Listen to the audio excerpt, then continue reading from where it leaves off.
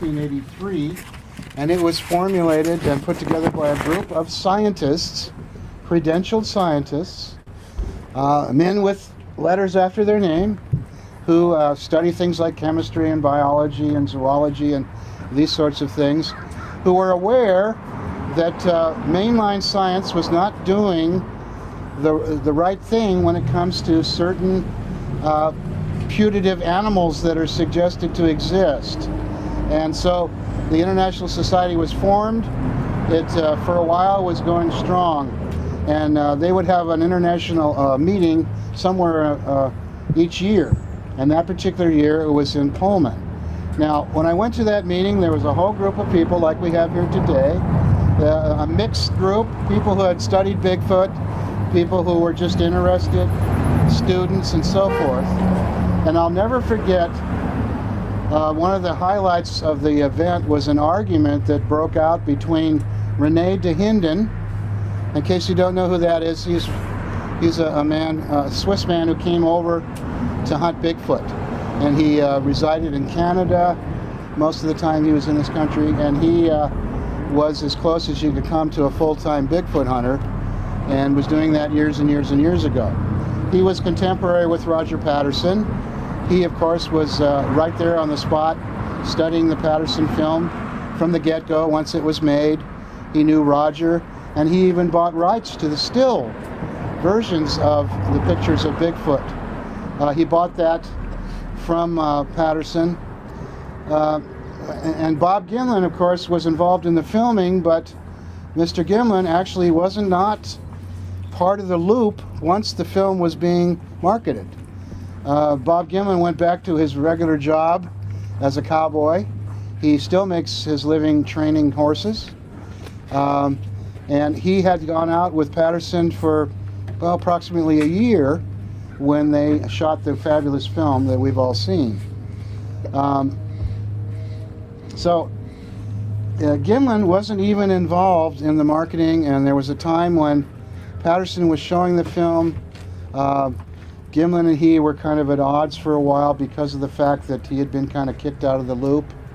And so there, Rene de Hinden stepped in, and he was a very busy guy and a clever man, and he managed to purchase the rights to the film, the still rights, for $1 from Bob Gimlin. And Bob Gimlin just said, I don't want to have anything to do with it. I've got my own work, I've got my horses, I've got my family, and I can't be chasing Roger all over the country worrying about that film. So Rene de Hinden at the symposium was particularly vehement in his opinions about scientists. And one of the things that happened was there was a great argument that broke out between him and Roy Mackal. Roy Mackal was a scientist from Chicago. He wrote a book about the Mokele Mbembe. That's the dinosaur that purportedly still lives in Africa. He had been very active in Loch Ness research, and he was one of the founders of the Cryptozoology Society. And so the thing that happened was this argument about amateurs versus professionals, credentialed scientists versus regular people who go out and hunt for Bigfoot. And I see that problem still exists today, in that some of us, like myself, who is not a credentialed scientist, but I am at least a folk scientist when it comes to Bigfoot. I've done the research, I know a little bit about the subject anyway. But I had a scientist in here from UC Santa Cruz recently, and he was just horribly arrogant and unbending and unwilling to even look at things before he made his mind up, and I was quite shocked by it. So what I want to present is there anything we can do to somehow, if anybody has any ideas, how we can work through some of this schism between a scientist versus a non-scientist, a Bigfoot researcher who does it as a hobby versus someone who does it full-time. Do you think there could be an organization formed Could there be an association? I know Kathy, you, for example, started an association, the Alliance for Independent Bigfoot Researchers. Maybe you could tell us about how your group works. Well, it's just a nonprofit organization that tries to bring together as many people as possible with different viewpoints to work together and to share evidence, because that's one of the problems that we have, but also to bring more science into what they do. So when you're taking a photograph of a footprint, you have to have some sort of scale there. When you're casting, you have to do it a certain way. And so we haven't done it in a little while, but we used to have classes. Several people have come up to me that attended those classes where you can learn how to properly map, how to take a good photograph, how to do all those things. And that's what we promote, is more science in Bigfooting. So it's like you help to train amateurs in doing a more professional job. Correct. Correct. And establish some kind of format for it. Yeah, and don't, you know, I have so many people who send audio, and the first thing about being a Bigfooter is you have to know your environment. You have to know what's a common animal sound. You need to know what a bear footprint looks like, because otherwise you're going to be driving the rest of us crazy, because I'm tired of having owl sounds. You know, learn what an owl sounds like, and that's what we do.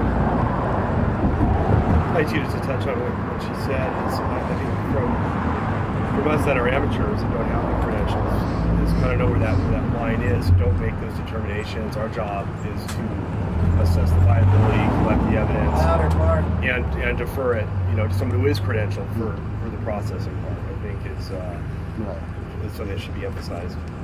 Yeah. Well, at one time I thought, well, geez, I wonder if I could get a hold of Lauren Coleman. Lauren Coleman has a museum in Maine. It's a cryptozoology museum. It, of course, features Bigfoot, but it has other cryptid animals as well. And he's, of course, an author of 30-some books on strange subjects, Bigfoot-type subjects and others. And I thought, well, what if we formed a museum association, and then maybe under the wing of that, we could somehow become some kind of clearinghouse to where there could be some kind of a peer observation. In other words, in the scientific community, you have you write a paper, you publish it for peer review, then your peers check your work to see if you've got all your I's dotted and your T's crossed, and if you're not making any incorrect assumptions or doing some bad math or any of these sorts of things.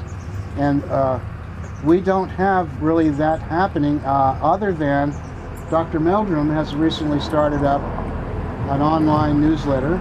And why don't you tell us about that? Well, it's much more than a newsletter. The intent is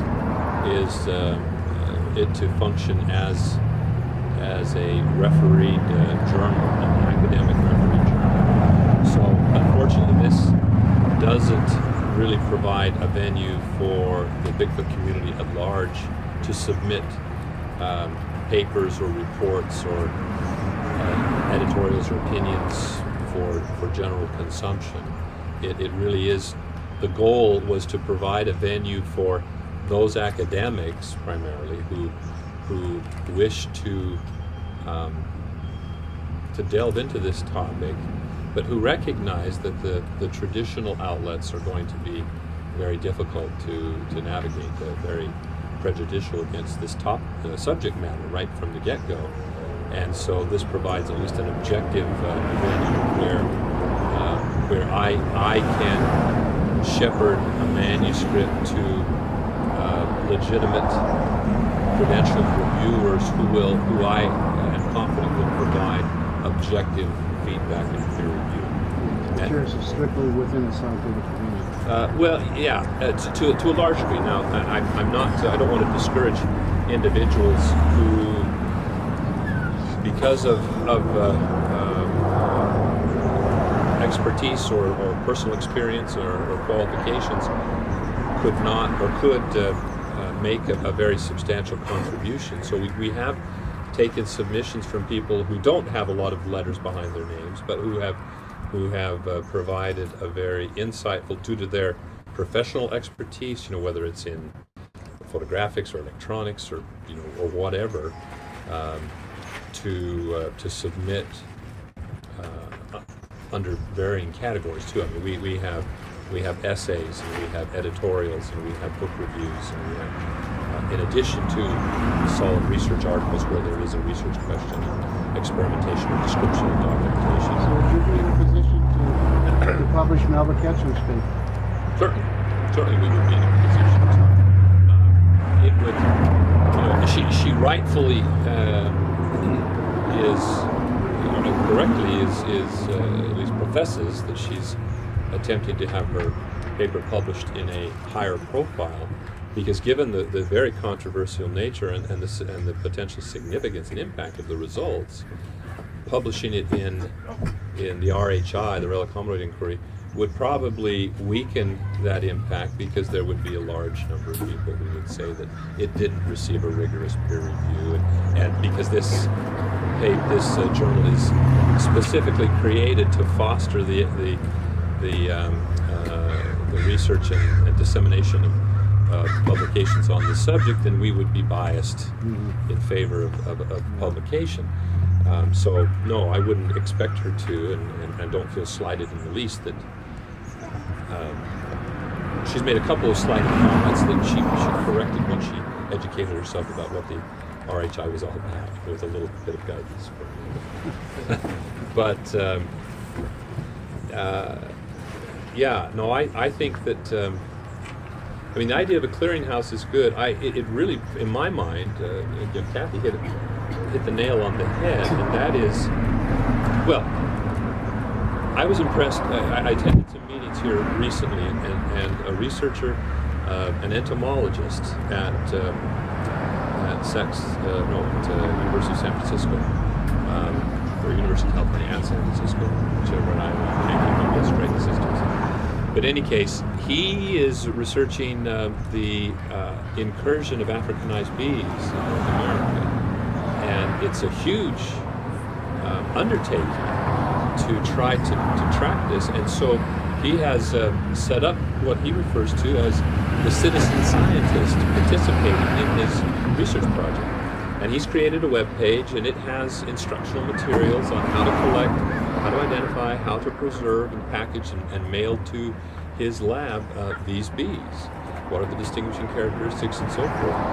And then that data is entered, and the map shows exactly where the distributions are. And I thought, this is a very applicable model. And I would much rather use, instead of using the word amateur investigator, to use citizen scientist, because it doesn't have that pejorative quality to it. But non-professional investigators really do need to hone their skills. And as Kathy said, they need to become familiar with the natural history of their region. They need to become familiar with the flora and the fauna. They need to school themselves in some of the basic criteria for documenting evidence and collecting samples. You don't know how many times I get photographs sent to me. There was it depending on the source, obviously you're going to get all types, but this gentleman claimed that his footprint was 15 inches long, but there were oak leaves lying next to it that I've never seen get longer than 4 or 5 inches long of that variety. He said it was 15 inches long by 8 inches wide. Well, those proportions just don't fit. But yet there's no way to confirm or refute those allegations without, other than the proportionality, without a scale, an well-established scale. Just the simple thing of taking a picture directly over a footprint with a scale clearly in a replicable scale, not a pen, but something that has a standard size, like a coin or a dollar bill, or a readily available printed scale bar that you can purchase from any number of outdoor suppliers. That would be a huge advance in the accumulation of this kind of data. Well, this is the kind of thing that groups could be doing, groups like Kathy's. Yeah. We do a little bit of this here. We've had sessions on casting tracks and taking evidence and this sort of thing. I just realized that I started this panel without introducing the people who are sitting here, which was pretty lame of me.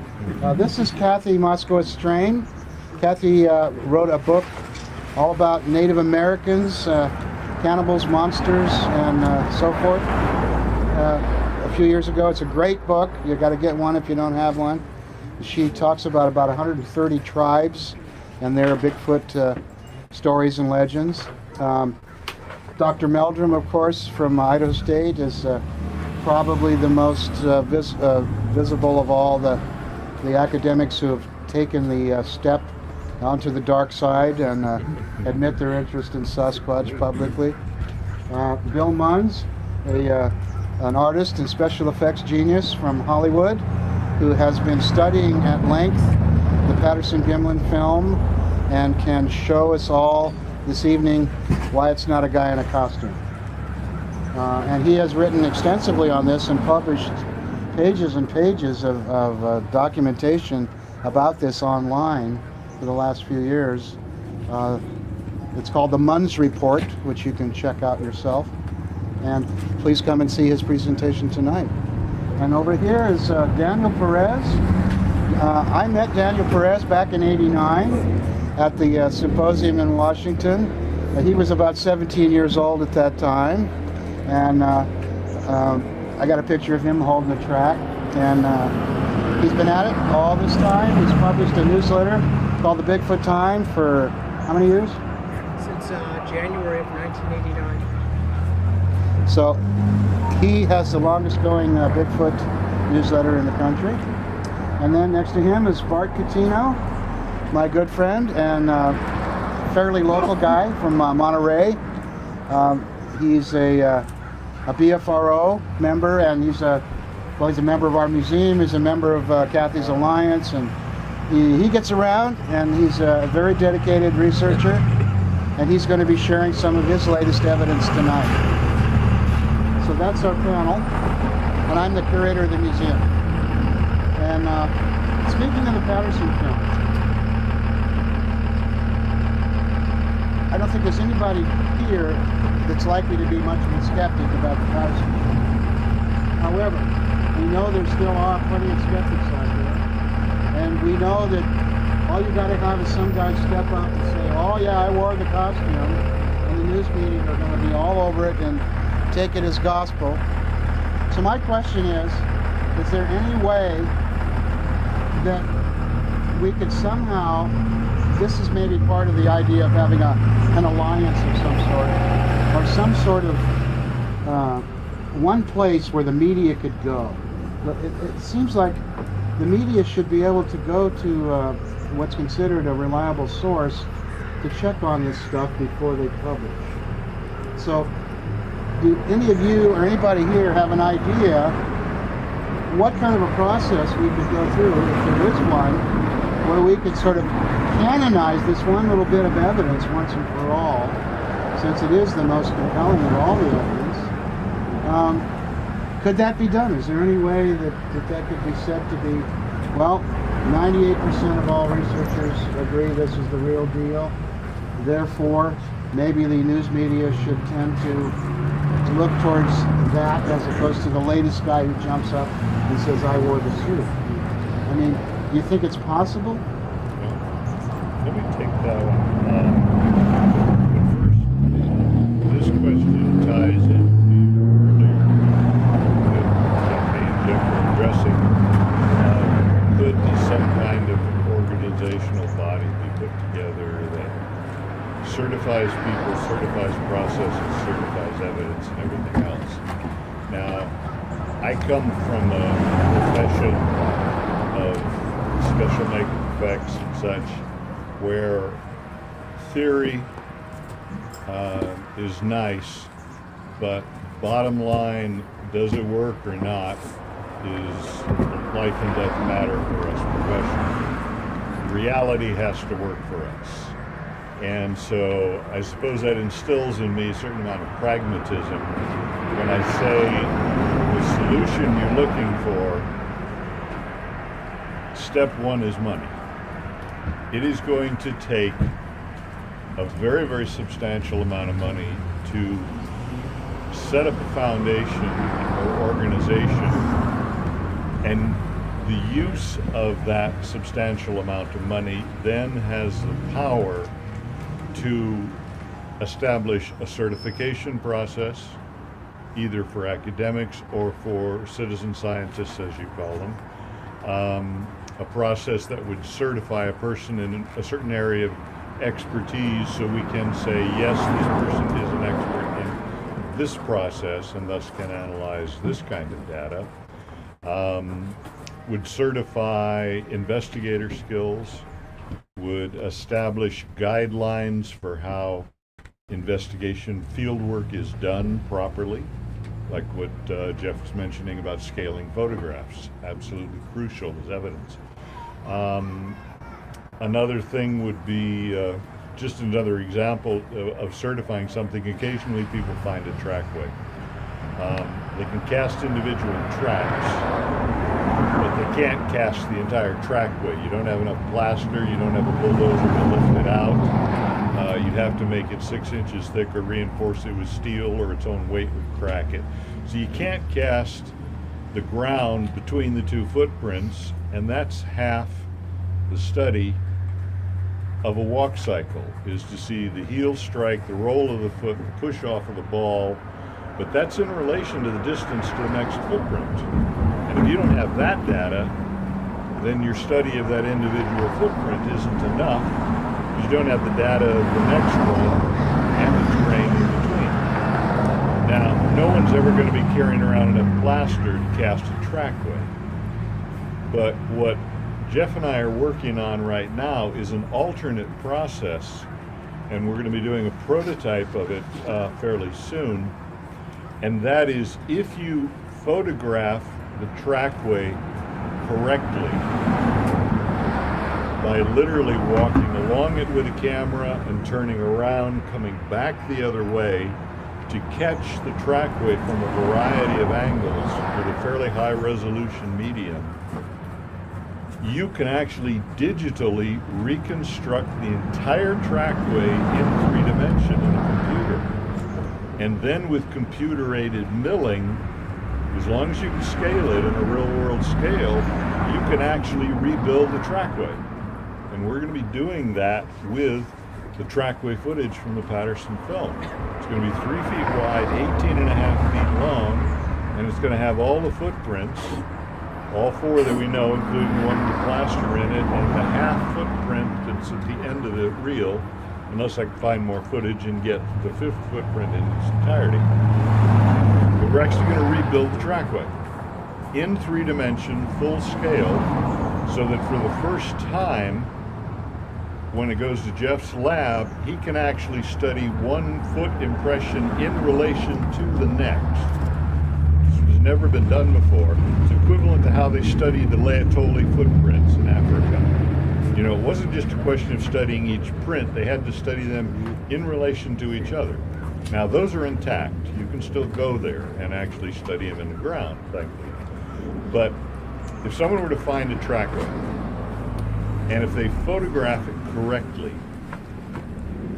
they would actually then be able to set up the data so that we can do a 3D stereophotogrammetry digital model of the trackway in high detail, and then scale it in real world, and then machine mill it and actually produce a duplicate that has data that individual footprint casts would not be sufficient for. It wouldn't give us everything we need. So if researchers who are out in the field understood this technology, then all they have to do is know how to photograph it correctly. And from that point on, the rest of the process is now established after we do the prototype.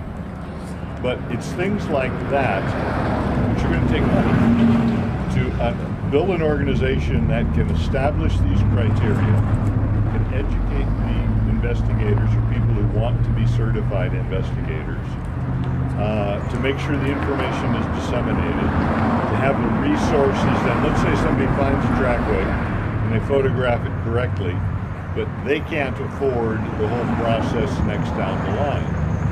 If the data was properly captured, then this organization could have funding, could then take it from there and take it through the rest of the process. So all of this, in my opinion, really boils down to one thing. This whole field rather desperately needs some kind of a very large infusion of money to form a foundation that can pull all this together properly. It's wonderful that everybody involved does most of it for free. I know that's a common skeptical, absurd lament that we're all just in it for the money. And all of the people who seem to think that I'm living in a 22-room mansion somewhere don't realize that aside from a small amount of money that I got from Monster Quest in 2009 and the recent research grant Jeff was able to facilitate and I was able to receive some of the funds from, in that period in between, I've been living on Social Security and haven't earned a single penny for that 3.5 years of work in between. You know, this whole idea that we're getting rich selling our books and selling gas and making our appearances, you know, it's just a total myth. The reality is what we're doing here, what Daniel has been doing with his newsletter and everything, what Bart's doing and everything, what we're doing here, we're doing because we're dedicated to the idea, but we can't take it to the next level without some kind of very, very aggressive funding that would be properly administered in an organization that does develop this area into a higher level of professionalism for all involved. So there's a lot of goals we can achieve to get to the end that you spoke of. But the bottom line is step one is money. And that's literally why we're not going to step two. Now, you mentioned with the Patterson film specifically, same thing.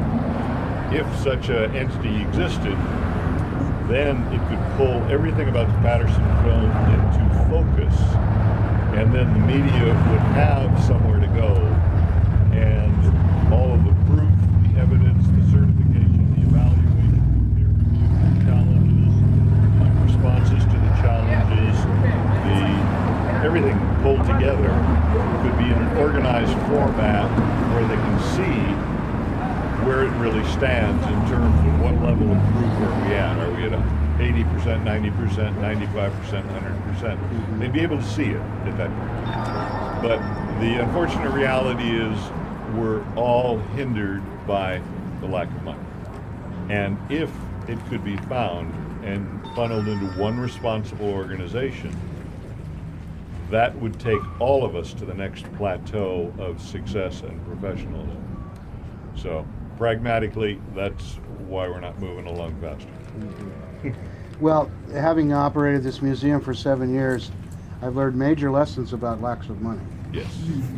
And I think most really dedicated Bigfooters have also experienced that. And I guess that one of the reasons I highly identify with Roger Patterson, just because, well, I don't know how many of you have read, there's a book that was done, it's kind of a hit piece. The book primarily vilifies Patterson, vilifies his memory, calls him a con man, indicates that all the people he came in contact with who gave him money all felt like he'd ripped them off and all of this. Well, I was trying to get a man to come and speak to that today. His name is David Murphy, and for a number of years he was working on a authorized biography of Roger Patterson. And he met with Patterson's widow, Patricia Patterson, and she gave him materials and photographs. And 5 years ago, there was an event up in Willow Creek. I'm wearing the commemorative shirt. And that was an anniversary gathering about the Patterson film. And David spoke. And one of the things he pointed out was that he went to some of the same people who had been interviewed in this hit piece and said, you know, tell me about your experience with the author and how do you feel about what he said in the book. And David told us that almost to the person, everybody he went to who had been quoted or otherwise listed in the book as having a grudge against Roger, almost all of them were angry and said that that was not what they said, that he had taken their words out of context, he had twisted the meaning, and And some of them said that if Roger came to me today, I would loan him this money. Again, right now, with even knowing all of this, because he was that kind of guy. So Roger Patterson had a passion, and he was on a vision quest like nobody's business, and he succeeded. And all that has been done by the lion's share of the media and so forth is to vilify him.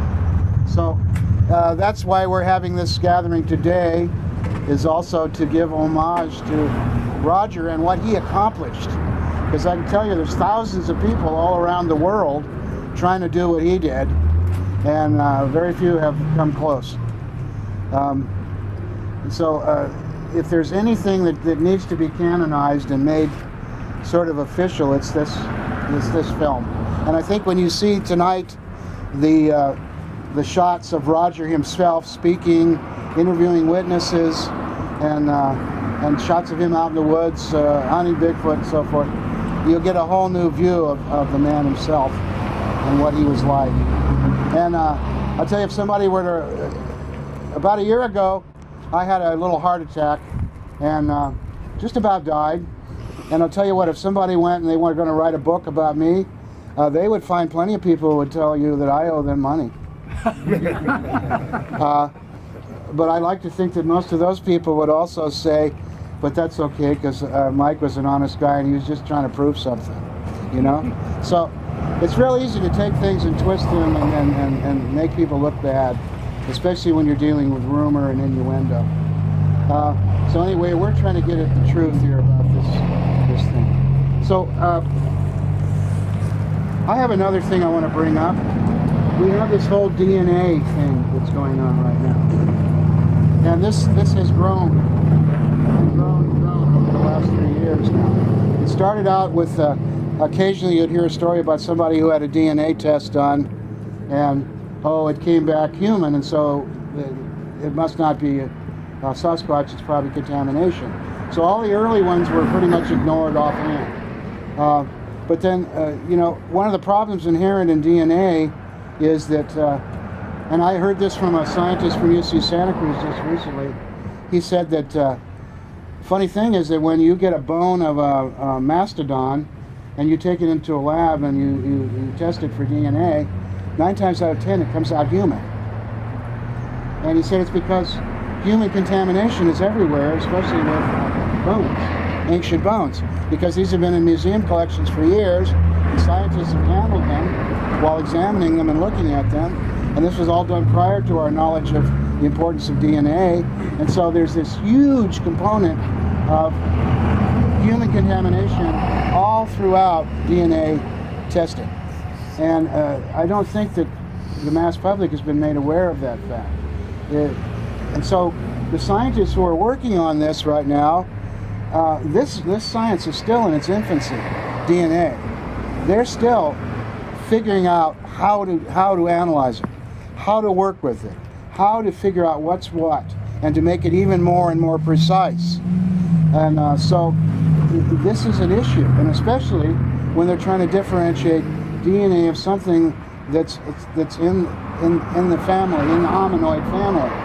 So whether it's an ape or a human, we're talking about subtle differences on the DNA level. And if we got problems with contamination, obviously this is a can of worms. So this has been a problem since the beginning of attempts to test DNA samples for Bigfoot, this problem with differentiating it from contamination. Now, the newest person to jump into this bandwagon of testing of DNA, thank God, is a man named Brian Sykes. Brian Sykes is probably the most famous DNA scientist in the world. And he recently asked for some samples of DNA to test in his lab and promises to forthwith publish a paper for peer review on his results. Dr. Meldrum is a part of this. He's associated with Dr. Sykes and spoke to him about this. And I'm going to ask him to tell us a little bit more about that test that's undergoing now. Well, for those of you who don't know who Brian Sykes is, you may have heard the titles of some of the books. One of the more famous ones is the 7 Daughters of Eve, and most recently, he published a book entitled DNA USA, where he traveled across the U.S. and sampled just a whole smattering of individuals of varying backgrounds and showed the remarkable melting pot that our nation is. It's a really interesting read. A lot of very intriguing anecdotes of his travels. And he was on a book signing tour through the States and was coming through Salt Lake City. And so I arranged at his invitation to come down and visit with him and his wife over lunch. And that lunch engagement stretched into an entire afternoon together discussing his next book project, in which he wants to investigate the introgression of modern human DNA with that of other modern hominids. And so he's intrigued by the prospects, by the evidence of introgression of human and Neanderthal DNA, and by the introgression of human and Denisovan DNA. And he had gotten wind from a couple of different people about the notion that Sasquatch might be the result of hybridization between humans and some other form. And I quite frankly shared with him my assessments and opinions of that hypothesis, but acknowledged that nevertheless it's out there, and it warrants consideration. If for no other reason, then it would mean that you would be testing prospective Sasquatch hair samples.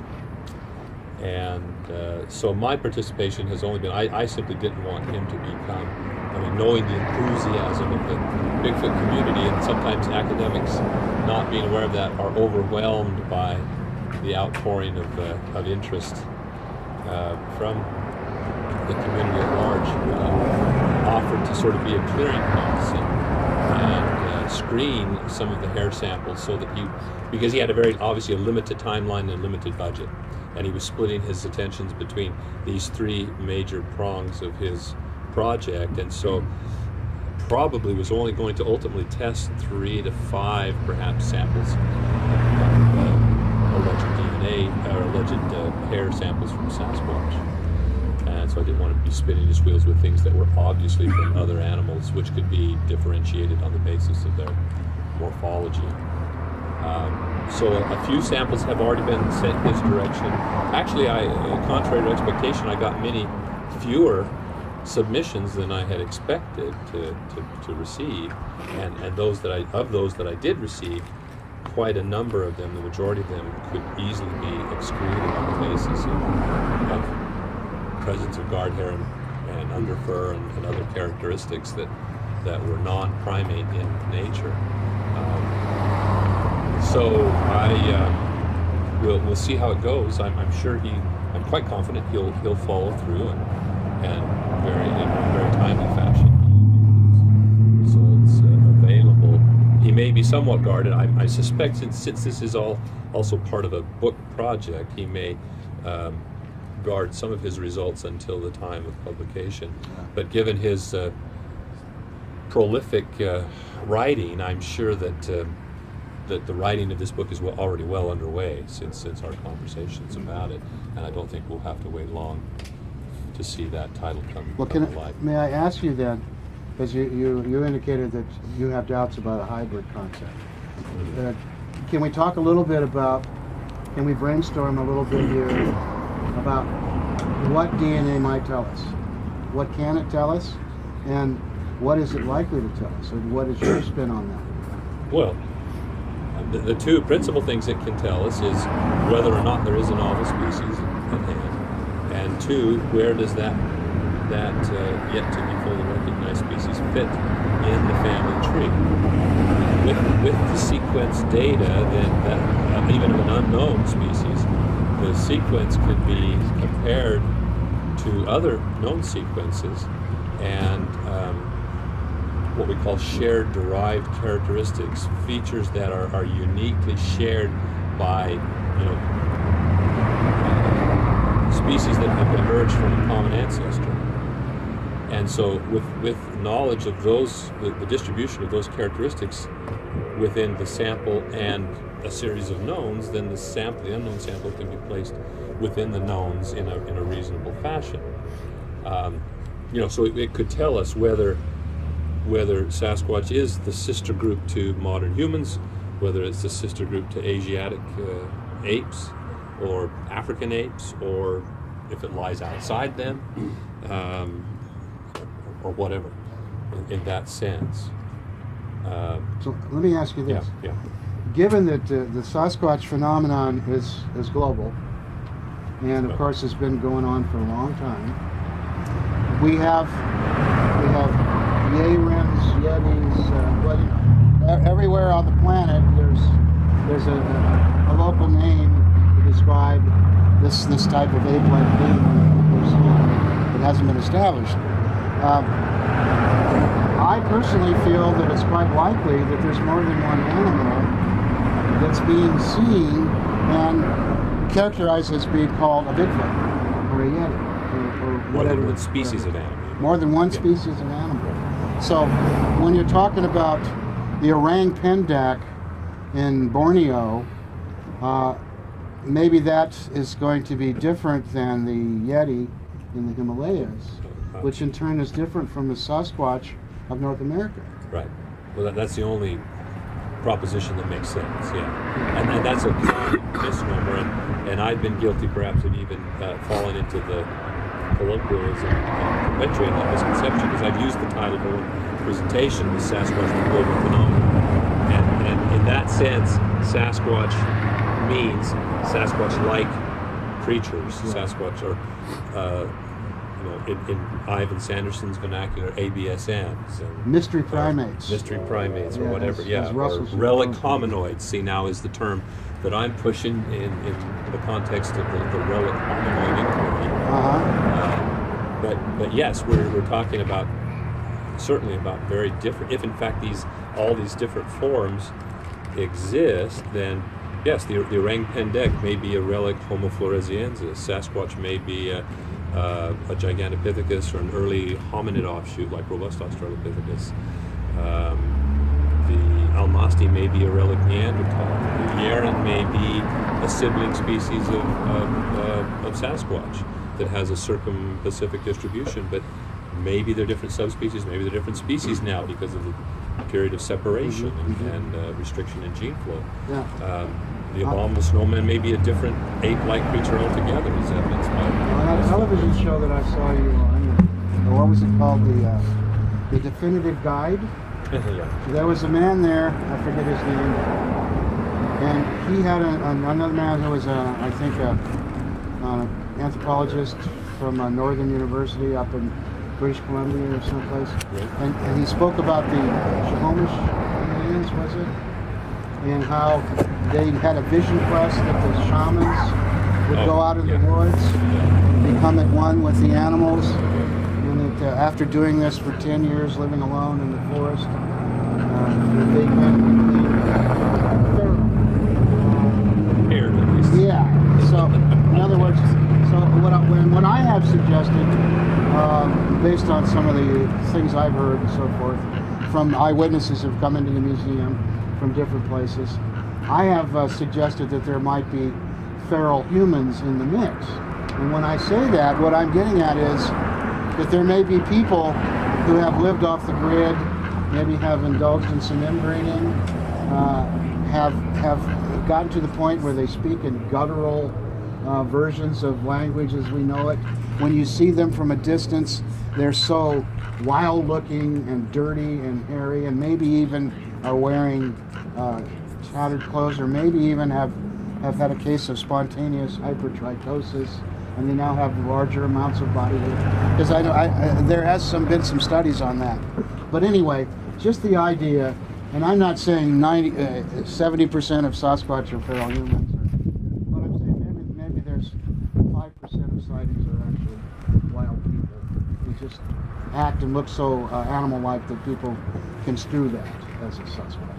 And that kind of goes along with what this guy was suggesting with the Native American element. So what I'm getting at is, so if we took samples that people have collected from all over the planet that are mystery primates, And then we brought them into one big DNA lab, and we started checking them out, and we sequenced them, and we started collecting, looking at the gen bank and comparing it, and I think it's quite likely there could be half a dozen, maybe even a greater number of different animals that are being construed as a Bigfoot by the person who sees it. Oh, you mean here in North America? Or North worldwide? America and out of the country. Well, sure. Well, But sure. even in North America, I think you could have maybe a relic hominid as well as a feral person, some sort of unclassified ape that could exist. And then to throw another one in the mix, the idea that exotic animals are brought into the country. You've got a chimpanzee, it looks so cute in its diaper. Then it grows up and it can pull your arm off or bite your face off. So you take it and you let it go in the woods because you don't want to take care of it anymore and you're afraid of it. And you don't want to get fined for having an exotic, illegal pet. And bingo, somebody looks out their back window and there's a chimpanzee. And they catch a glimpse of it. And then they report a Bigfoot sighting. I was going to tell you, so going through this process, we got quite the education. I think as most of you know, Laura Sierra's team, we're just trying to get to circumstantial, non-circumstantial evidence. We unilaterally multiple independent labs just to get to the truth of those samples. And what's blown me away is there's a perception that DNA is very easy to figure out, and no, it's not. It's very complicated.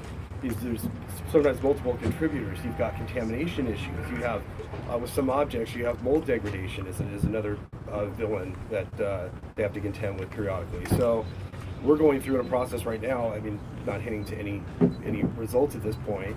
It's 110% transparency, but the whole process of how they do it, even mitochondrial, explaining to somebody mitochondria, which really just tells you what the original mother is in the lineage. That could be 50,000 years back. Nuclear DNA really breaks down and tells you what's there. It's a very, in learning, it's a very complicated process of education. We eventually release all the communications back and forth. I think it's going to be good for the field, so people are going to be able to see how that process unfolds, communication back and forth from the labs and the stages to get to where, trying to get a definitive answer. So, and I always, one of the fascinating studies that I quoted, they just found out, I think we were on the body research together, I tell you about a little over a year ago, was they found out that all current living polar bears, original mother was an Irish black bear, which was stunning. It looks absolutely nothing like a polar bear, but it just gives you an idea of where we might be, headed with some of these results. Yeah, so it's pretty hard to predict what this DNA might end up showing us, but I doubt it's going to be just one animal. All the sightings around the world are going to be this one species. Oh no, yeah, as long as you're talking all over the world, I think it highly unlikely that there's going to be more species in North America. Oh, yeah. That's just my opinion, but I think that we're talking when the credible evidence is separated from the more suspect evidence, I don't see any real substantial support for other forms of, unless you're talking about a feral chimpanzee or some known species that is an exotic that's been released into the Well, we have a picture in the other room in the different museum of the Mayaka ape. Yeah. The Ripley, believe it or not, exhibit. That's hoax. The hoax. The 100% hoax. And who proved that? Well, there are photos in circulation of that exhibit. It's in multiple. I've tried to find it. multiple Ripley's. I'll find it. Yeah. Please do. Someone said, I think it was Brian Smith in Walla Walla. Because I keep hearing that, but I circulated it. can't find the proof. And it's a slightly different hair color because it was in a different city, but it's the exact same setup, the exact same palms. It's a hoax. Can I ask a question? Mhm. You mentioned that Dr. Sachs was going to publish his findings in the book. He's not. Oh no, I'm sure he'll do peer review as well. But so yeah, you're right. That's a good point. So the results will probably be released in that format first, but he may. The process of how he got there. Okay. Right. Because But you're right. No, you're right. No. Yeah, he's extensively published. That's a good point. Hopefully you could hear me loud enough. I just wanted to get back onto the Patterson-Gimlin film. Most of you know a great deal about the film by reading books, magazines, seeing it on TV, and the internet. I wanted to kind of fill in some blanks. When Bill Munns is making mention of the film of the foot tracks, there were 2 films shot on that day. There's one film of the subject, and there's one film of the tracks that were in the ground. That second film was loaned to the BBC after Roger Patterson died. So the second film is like more than likely with the BBC in London, England. That's one point. Second point, the business about the book that was published, written by Greg Long about Roger Patterson. Yes, it was really a poorly written book in the sense that he attacked Roger not so much on the film, but everything else. And in that sense, I don't think it was a fair review of Roger Patterson. But regardless, in Greg Long's book, the person that's identified as the person in the suit is Bob Hieronymus. So, a fellow by the name of Roger Knights in Seattle, Washington, more than anybody else, put out a pamphlet that he released in Yakima, Washington in 2009. I mean, really going going to great extent over the various points that Bob Hieronymus has claimed as to where he was, etc., in relationship to the Patterson-Gimlin film. And Bob Hieronymus makes numerous contradictions. So basically, you could just sidestep him altogether as a candidate for the subject in the film. The other point I wanted to make is that a lot of people claim that they're doing research on the film, but that you kind of wonder exactly what they're doing. And for the greatest amount of time, no one knew who wrote the original newspaper article that was published October 21st, 1967. There was no byline attached to the newspaper article, Mrs. Bigfoot is Film, that was published in the Eureka Times Standard one day after the film. So, and it just got kicked around for probably 30 years. And so I finally decided in 2006 on one of my trips up north to go into one of the libraries, I guess it was the Humboldt County Library, to see if I could find out who Roger Patterson spoke with to the newspaper the night he got the film. And so that person's name is Al Tostada.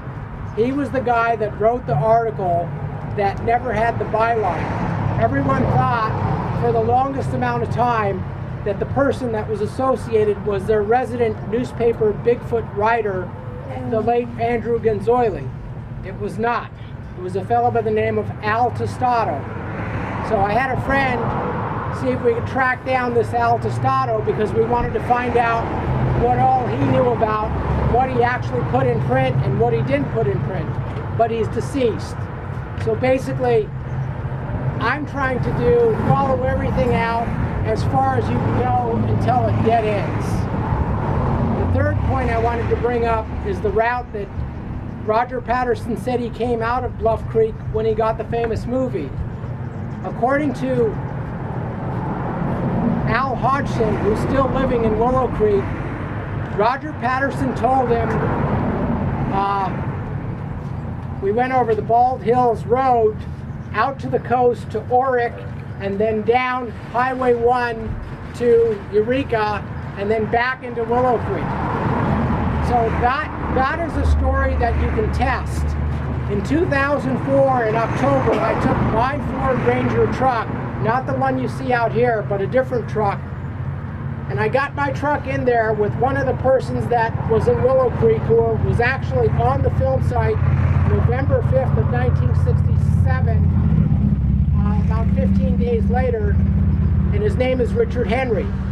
And I asked him, I said, well, would you go, we're going to go into the film site, we're going to put a stopwatch on it, take the odometer readings on the car, and we're going to go over that route. Because Roger Patterson said that he spoke with Al Hodgson shortly after the store closed, Al Hodgson's Variety Store, at 6 p.m. So I'm saying, can you come out of Bluff Creek, get to the coast, go over the Bald Hills Road, down the coast, mail the film from Eureka, and then back into Willow Creek. So Al Hodgson is a very good source of information. I have no doubt that if Roger told him that's the route he took, that Al was being very reliable in relating that story, because I heard it from Al Hodgson several times as to how they got out of that area. But the fact of the matter remains, you can't do it.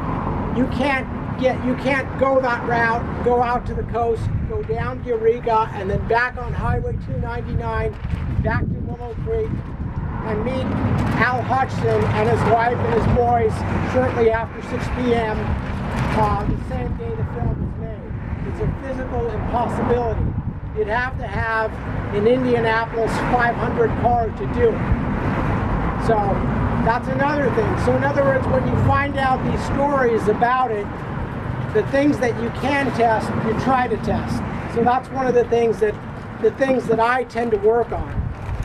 The last thing I wanted to bring up is that when you're in a discussion about the subject matter, the Patterson-Gimlin film, it's always neat to say, well, what is your reference? What is your citations on the matter? So over the years, I compiled the largest specific bibliography on the Patterson-Gimlin film. So there's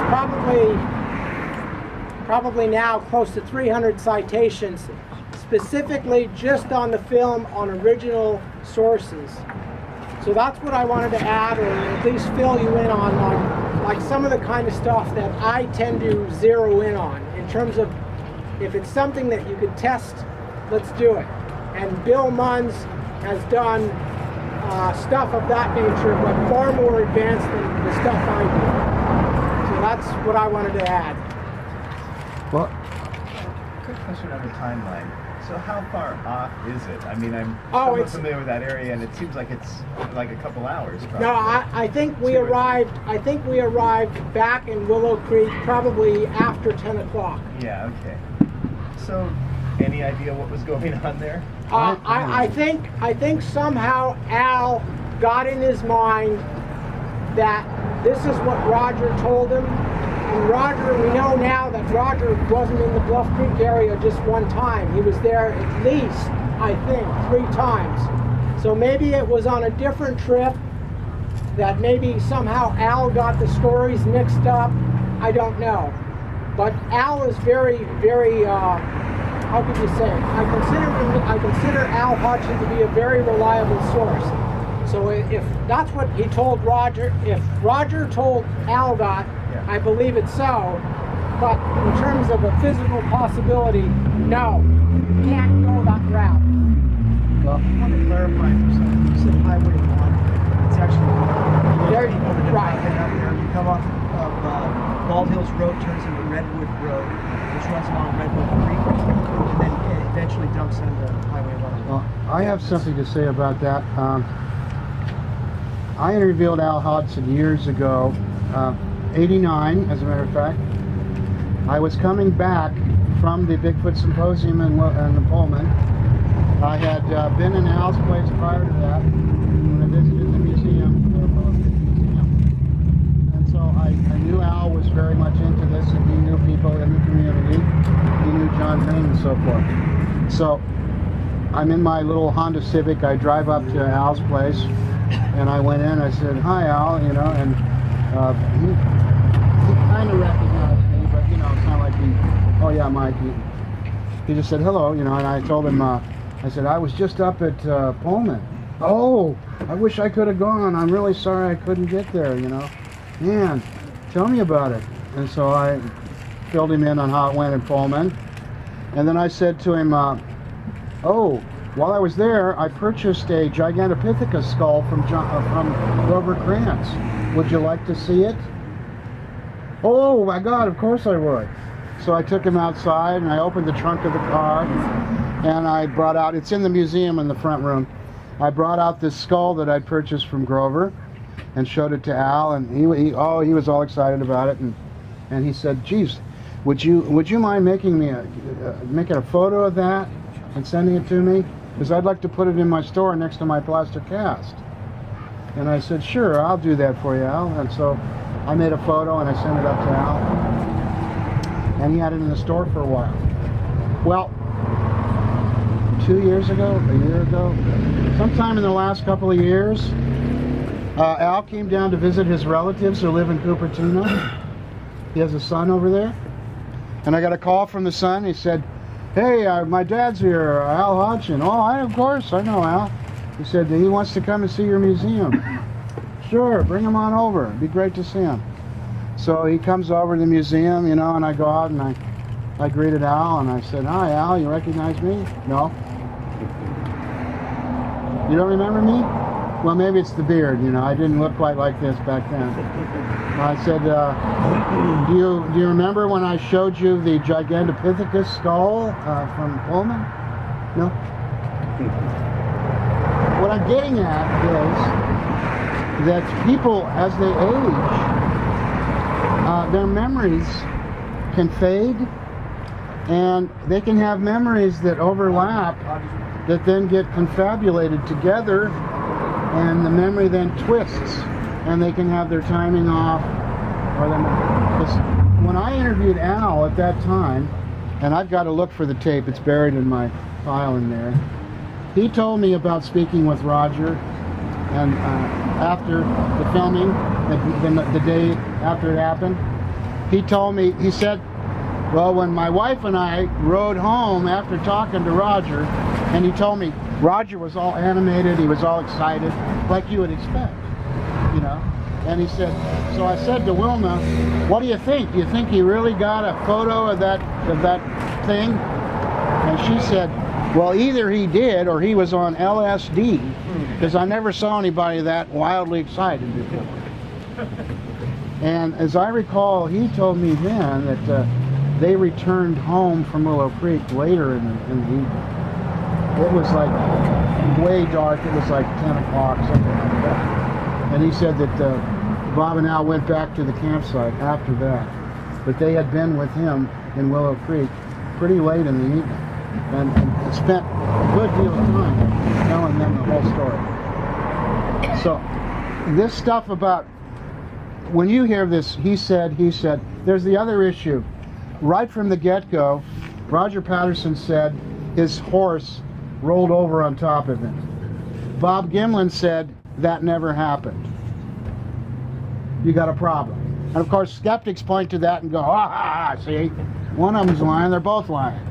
Well, if you know anything about people's observations of events, you get a room full of people and have them observe an event, and you're going to get a different story from every one of them. So what I'm getting at, let me finish. What I'm getting at is that these things get confabulated, they get changed, and to be pointing fingers at somebody who's 80 years old and saying because they didn't remember it exactly the way they did 30 years ago is a bum charge. And so what Bob Gimlin might remember today is not necessarily going to be exactly what happened 45 years ago, because his memory could have shifted a little bit. And as far as Patterson going down, horses can go down flat on the ground and bounce right back up in seconds. So Bob Gimlin could have easily been fighting with his horse, watching out for the horse that he was towing, trying to keep it under control. Roger goes down, which he did, bounces back up, and Gimlin never sees it. But Gimlin swears Roger didn't go down. Roger says he did. Roger claimed that he had a stirrup that proved it because it was flattened. I don't know whatever happened in the stirrup. Circumstances So, of heightened anxiety and adrenaline, and exactly. you know, you don't remember. You always think you will, but I know from personal experience when I've been in something traumatic happening, you don't remember clearly. The person next to you remembers it differently. Yeah, so people who make arguments will say, well, Cy McCoy said this and he said that, but it's contrary to what Roger and Bob said. Well, so what? Who's to say which of their memories is the more accurate one? When it's he said versus he said.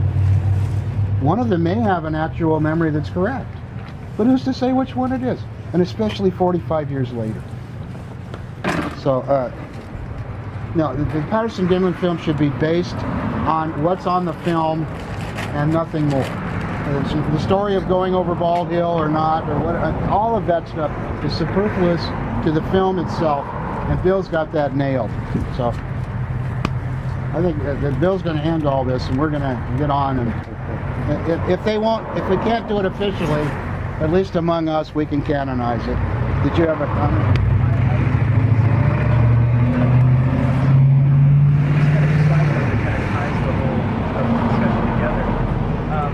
There's a lot of data around Sasquatch, around Bigfoot, but deciding what's data and what's evidence, that's where I see what you were talking about as being the challenge of the community. So how does something pass the test between being anecdotal to being evidence? And sadly, a great deal of Bigfootology is anecdotal. I mean, that's a fact. I wanted to add one more thing just in closing, is that when you're doing the research or investigation specifically as it relates to the Patterson-Gimlin film, it's always the best thing, or in any line of work, to go to the primary sources. And I was lucky that the individual he had mentioned earlier, Sil McCoy, who's now passed away, he was, I guess the fire, had something to do with the fire for the United States Forest Service at the Lower Trinity Ranger Station, just up Highway 96 as it tees off of 299. And so when I spoke with him in 1989 or late 80s when he was still living, he told me specifically that when he saw Roger Patterson and Bob Gimlin that night, that Roger was limping. And then I asked him, I said, well, why was he limping? And he said that Roger said he fell off the horse and his foot got caught in the stirrup. In June of 2009 was my first and only opportunity in Yakima to meet Roger Patterson's widow, Patricia Patterson. And I brought up this issue in kind of passing, and I asked, when Roger got home, was there, he got home within, I guess, a day and a half after the film was shot. I said, did you notice Roger limping? Did you notice anything about a stirrup? Because here's the wife, and she would notice those things. And she said something like, well, he didn't seem like he was walking normal. She didn't say anything like a limp, but something to the effect that it didn't seem like he was walking his normal walk. Because here's the spouse that sees him all the time. So the business about the horse falling to the side or falling over the stirrup, I would suspect, based on additional testimony from Sil McCoy, that something like that very probably happened, as they said. Yeah, the fact that Bob Gimlin didn't see it, he's going to tell the truth from his point of view. Roger didn't fall down. I didn't see him fall down. He doesn't necessarily say, I didn't see him, but that doesn't mean he didn't do it. I mean, you don't talk like that. In a normal conversation, you just say, he didn't fall down as far as I can see. That's about the extent. And yet people will take that and try to make a huge case out of it, that he's lying. That's why Bob Gimlin stopped talking to the press many, many, many years ago. And it wasn't until 2003 when he came out and went to Willow Creek for the symposium there that he actually made himself available to the public, and we're so lucky he did that, because he's a great ambassador for the film. And anybody who meets him, if they still think that the film is fake, I just don't know how they can do it. You can't imagine a nicer, more believable man than Bob Gimlin. And sorry he couldn't make it today. He wanted to come, but he had other obligations. So. How are we doing on time? I got 336 according to the computer. Okay.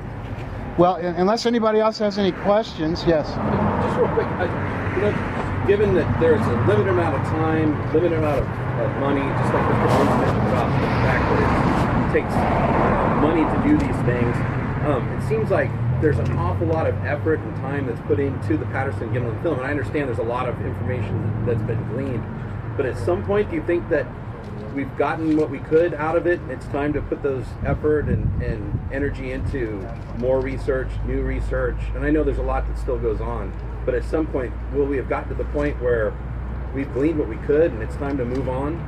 I'll tell you that tonight. Part of my presentation answering that very question. Well, I think with this DNA, too, we have a whole new realm opening up. And so I think that in the future, there'll be a lot more DNA testing that's done. And we'll utilize that. And I think they're going to be working out these little problems with analyzing hair more efficiently and working through the human contamination. I think that people like Brian Sykes are working on that every day in their labs. They're working on, further developing the skills of DNA sequencing. Okay, well, I'm going to adjourn the meeting, and we'll see you all this evening.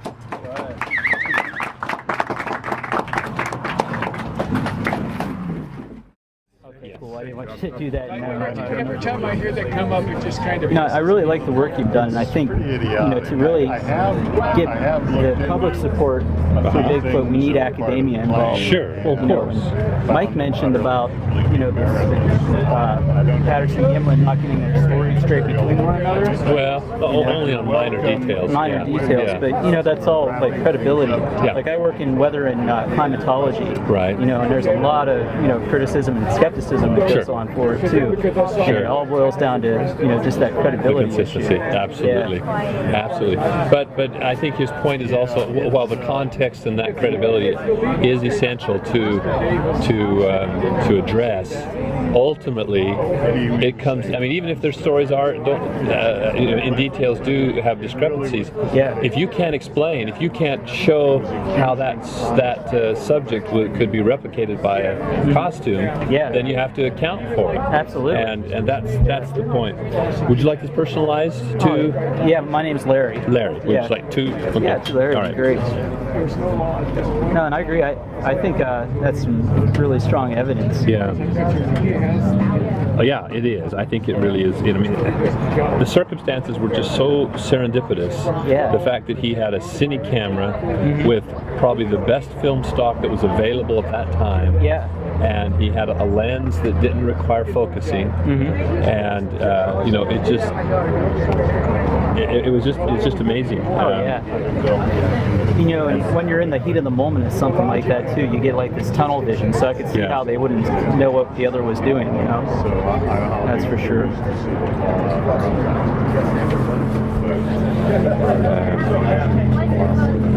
In talking with Bill here over the past couple of days, he made a comment that I found really amazing, and that was as he's looking at the film and he's able to interpret the path that Roger followed across the creek, and even some of his body movements. There was a point where his finger was on the trigger and had just momentarily depressed it and slipped off, and so it started and stopped, and before he got into position. But he made the comment, he said it's clear to him that Roger was absolutely desperate to get in position to get a shot of this creature, and it just, even subtle things like that speak to its authenticity and the credibility of I like being able to see the muscle movement too. Oh yeah.